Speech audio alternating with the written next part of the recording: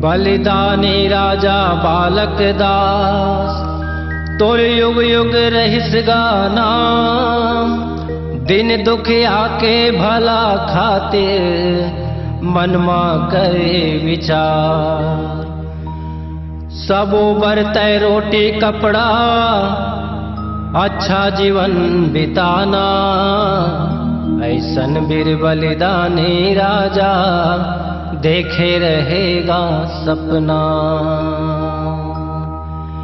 ए हाथ माहड़क के घोड़ा औ हाथी के सवारी, सेत के पगड़ी सिर में बांधे। महिमा है तोर न्यारी, सेत के पगड़ी सिर में बांधे। महिमा है तोर न्यारी।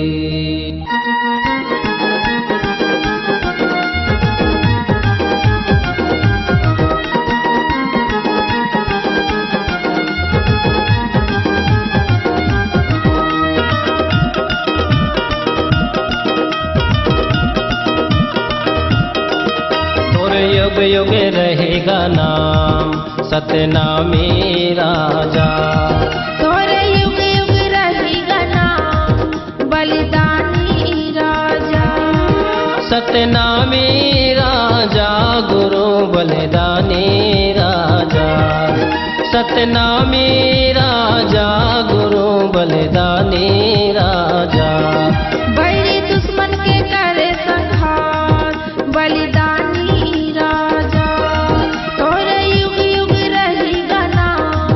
बलिदानी राजा।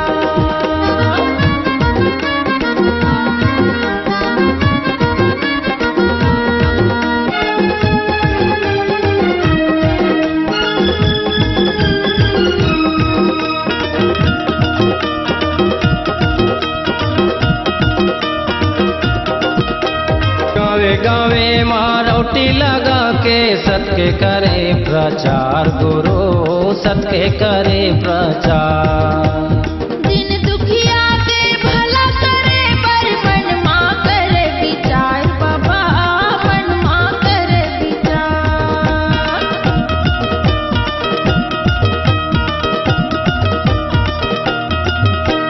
गावे गावे मारौटी लगा के सत्य करे प्रचार गुरु सत्य करे प्रचार।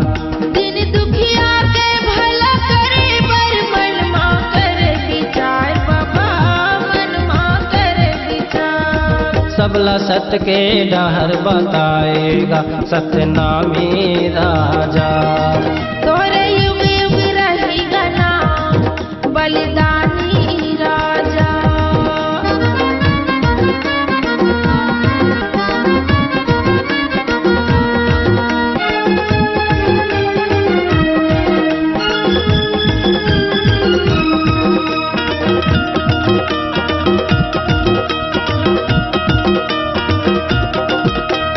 साजिश रजिश बैरे औरा बांधा माँ सानला तोर मिटाइस बाबा सानला तोर मिटाइस।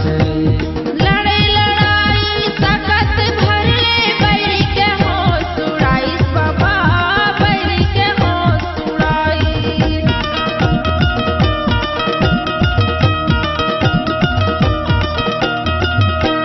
साजिश रजिश बैरे औरा बांधा माँ सानला तोर मिटाइस गुरु सानला तोर मिटाइस।